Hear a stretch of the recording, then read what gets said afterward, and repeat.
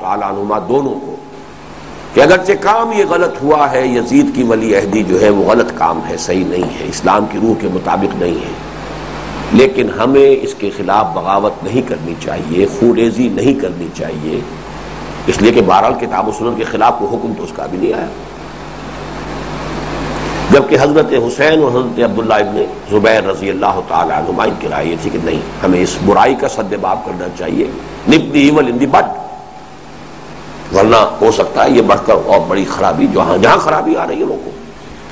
دونوں کی رائے جو ہے وہ نیک نیتی پر، چاروں کی رائے کہیے، یہ دو رائے ہوئی ایک دوسرے کے بالکل ضد ہو گئی، لیکن یہ دونوں رائے نیک نیتی پر، ایک دین کی مصلحت کو زیادہ دیکھ رہا ہے، ایک امت کی مصلحت کو زیادہ دیکھ رہا ہے، اور یہ حدیث امت کی مصلحت کی طرف جو ہے روشنی ڈال رہی ہے۔ اللہ کا تقوی اختیار کرو نمبر ایک، اور والسمع والطاعت وَإِن تَأَمَّرَ عَلَيْكُمْ عَبْدٌ، چاہے کوئی غلام تم پر حکمران بن بیٹھے، میں یہ ترجمہ کر رہا ہوں اس لیے کہ باب تفاعل ہے۔ فَإِنَّهُ مَن يَعِشْ مِنكُمْ فَسَيَرَىٰ اخْتِلَافًا كَثِيرًا، اس لیے کہ تم میں سے جو شخص بھی زیادہ دیر زندہ رہا، جس کی بھی عمر طویل ہوئی، وہ دیکھے گا بہت اختلاف ہوگا، بڑے جھگڑے ہوں گے، اختلافات کثیرہ پیدا ہو جائیں گے۔ فَعَلَيْكُمْ بِسُنَّتِي وَسُنَّتِ الْخُلَفَاءِ الرَّاشِدِينَ الْمَهْدِيِّينَ، تم پر لازم ہے کہ میری سنت کو پکڑو اور میرے خلفائے راشدین مہدیین کی سنت کا انتظام کرو۔ یہ ہے وہ حدیث جس کی روح سے میں نے جو امر و نہی سے جو تین چیزیں پہلے نکالی تھی، چوتھی اور نکال دی۔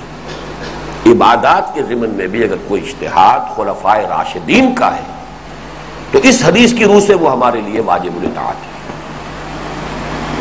اسے ہم بدعت نہیں کہیں گے، اگرچہ لفظی اعتبار سے بدعت کا اطلاق ہوا، اس لیے کہ جب حضرت عمر رضی اللہ تعالیٰ عنہ ایک روز آئے اور دیکھا کہ بڑی جماعت ہے، امام کے پیچھے تراویح ادا کی جا رہی ہے، تو آپ نے فرمایا نعم بدعۃ ھذہ، یہ خوب اچھی بدعت ہوئی ہے، اچھی نئی شکل بن گئی ہے۔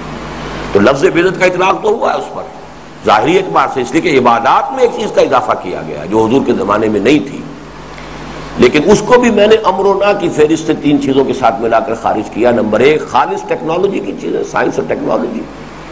نمبر دو جدید social institution, social political governmental institutions میں جو چیز کتاب و سنت کے نصوص سے ضد میں نہ ہو۔ نمبر تین اجتہاد، اور نمبر چار عبادات کے ضمن میں بھی اگر کوئی نئی صورت خلفائے راشدین کے دور میں پیدا ہو گئی۔ فعلیکم بسنتی وسنت الخلفاء الراشدین المہدیین عضوا علیہا بالنواجذ، اس پر چمٹ جاؤ، دانتوں کے ساتھ پکڑ لو مضبوطی سے، کسی شے کو پکڑ لینا دانتوں کے ساتھ، نواجذ یہ کہتے ہیں کچلی کے دانت جو ہوتے ہیں ان کے ساتھ ان کو پکڑ لو، سنت میری اور میرے خلفائے راشدین المہدیین کی سنت ہے۔ وَإِيَّاكُمْ وَمُحْدَثَاتِ الْأُمُورِ، اور دیکھنا باز رہنا نئی چیزوں کے پیدا کرنے سے، یہ وہی آ گیا من احدث فی امرنا ما لیس منہ فہو رد۔ وَإِيَّاكُمْ وَمُحْدَثَاتِ الْأُمُورِ، نئی باتیں پیدا کرنے سے بچنا۔ فَإِنَّ كُلَّ مُحْدَثَةٍ بِدْعَةٌ، اس لیے کہ ہر نئی شے، ہر بدعت جو نئی چیز ایجاد کر لی جائے گی وہ بدعت ہوگی۔ وَكُلَّ بِدْعَةٍ ضَلَالَةٌ، اور ہر بدعت جو ہے وہ ضلالت اور گمراہی ہے۔ وَكُلَّ ضَلَالَةٍ فِي النَّارِ، اور ہر گمراہی جو ہے اس کا ٹھکانہ جہنم ہے۔ رواہ ابو داود والترمذی وقال حدیث حسن صحیح، اس روایت کو روایت میں لیا ہے اپنی کتابوں میں، امام ابو داود نے اپنے سنن میں، امام ترمذی نے اپنی جامع میں رحمہم اللہ، اور امام ترمذی نے اسے حدیث حسن قرار دیا ہے، صحیح ہے، حدیث حسن ہے۔ یہ اب حدیث کے آپ نے درجے اصول حدیث میں پڑھ لیے ہوں گے، تو اس اعتبار سے ان دونوں حدیثوں کے مضامین کو جوڑ کر جو نتیجے نکلتے ہیں وہ میں نے آج آپ کے سامنے اپنے فہم کے مطابق رکھ دیے ہیں۔ اللہ تعالی ہمیں زیادہ سے زیادہ اتباع سنت کی توفیق عطا فرمائے، عبادات میں محدثات سے اپنے آپ کو ہم بچائیں، اور یہ کہ باقی اجتہاد ہے، اس کا معاملہ کھلا ہوا ہے، جو اس کے ایکسپرٹس ہیں وہ کریں گے، ٹیکنالوجی اور سائنس کے معاملات ہیں وہ اس سے جدا ہیں، نئی جو انسان نے سوشل ایولیوشن کے ذریعے سے جو انسٹیٹیوشن ڈیولپ کی، ان میں بھی ہم دیکھیں گے کیا چیز کمپیٹیبل ہے ہمارے ساتھ، کیا نہیں ہے. تو جو چیز کمپیٹیبل ہوگی اسے ہم اختیار کر لیں گے. عبادات کے ضمن میں بھی اگر خلفائے راشدین المہدیین کے دور میں کوئی بات طے ہوئی ہے تو وہ اس سے مستثنا ہوگی، اس کو ہم اختیار کر سکتے ہیں، بلکہ کرنا چاہیے.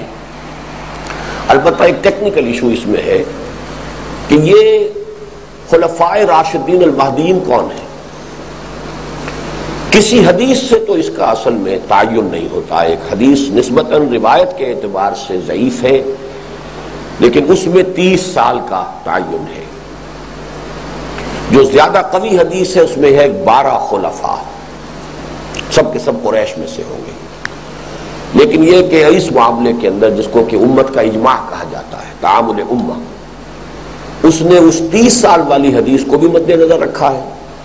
اور منطقی اور عقلی اعتبار سے بھی یہ جو 4 خلفاء ہیں، حضرت ابو بکر، حضرت عمر، حضرت عثمان، حضرت علی، اس پر اجماع ہے اہل سنت کا کہ ان کا دور خلافت راشدہ ہے.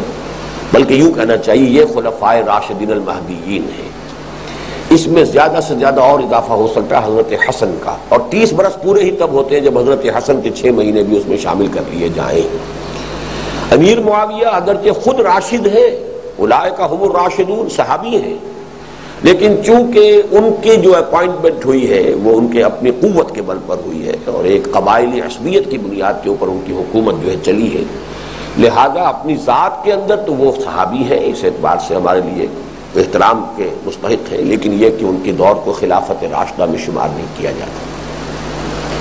اور ایک تھوڑی سی ٹیکنیکل بات یہ بھی ہے کہ شاہ ولی اللہ دہلوی نے حضرت علی کو رضی اللہ تعالی عنہ خلیفہ راشد مانا ہے، ان کے دور کو خلافت راشدہ میں شامل نہیں کیا.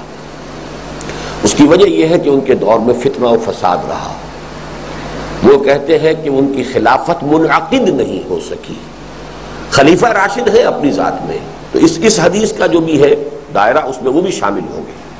اس لیے کہ یہاں پر خلافت راشدہ کا لفظ نہیں آیا ہے، وسنت الخلفاء الراشدین المہدیین کا لفظ آیا ہے. اس حوالے سے حضرت علی شخصی اعتبار سے شامل ہے اس حدیث کے دائرے میں. لیکن شاہ ولی اللہ کی ایک رائے ہے، علیحدہ رائے ہے، شاذ رائے ہے ان کی، لیکن مجھے ان کی رائے سے اتفاق ہے کہ ان کا دور خلافت راشدہ میں شامل نہیں کیا جائے گا، ٹیکنیکلی اس بنیاد پر کہ ان کے دور میں عالم اسلام بٹا رہا ہے. وہ ایک ملک ایک حکومت کے تحت نہیں آ سکا. شام اور مصر کی حکومتیں علیحدہ رہی ہیں. امیر معاویہ شام میں تھے اور عمرو بن العاص رضی اللہ تعالی عنہ یہ مصر میں تھے، اور ان کے اوپر حضرت علی کے عہد خلافت میں غلبہ نہیں ہو سکا. اس لیے اس کو بھی ایک شرط قرار دیا گیا ہے. شاہ ولی اللہ کا یہ موقف ہے. عام جو ہے ہمارے اہل سنت وہ ان 4 کو خلفائے راشدین مانتے ہیں، اگرچہ اس کے لیے کوئی سند جو ہے نام کے ساتھ کسی حدیث میں میرے علم میں نہیں ہے، سوائے اس کے کہ وہ 30 برس والی روایت جو ہے اس سے باقی یقیناً اس کا ایک پہلو نکلتا ہے. سبحانک اللہم و بحمدک نشہد ان لا الہ الا انت نستغفرک و نتوب الیک. اما بعد فاعوذ باللہ من الشیطان الرجیم. بسم اللہ الرحمن الرحیم. رب اشرح لی صدری ویسر لی امری واحلل عقدۃ من لسانی یفقہوا قولی.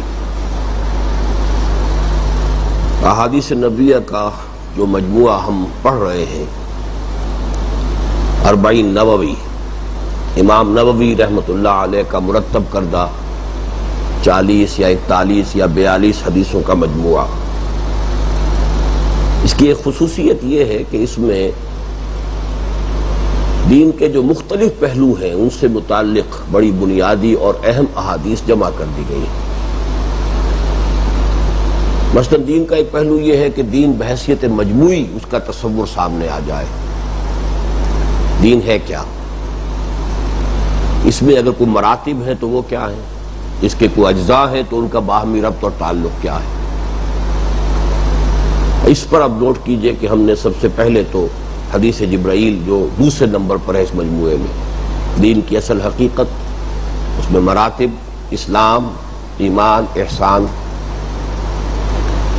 پھر اسی حوالے سے ہم نے ایک اور حدیث جو اس مجموعے میں شامل نہیں ہے، ہمارے مطالعہ قرآن حکیم کے منتخب نصاب میں ہم نے اس کا اضافہ کیا. اس لیے کہ اس میں دین کی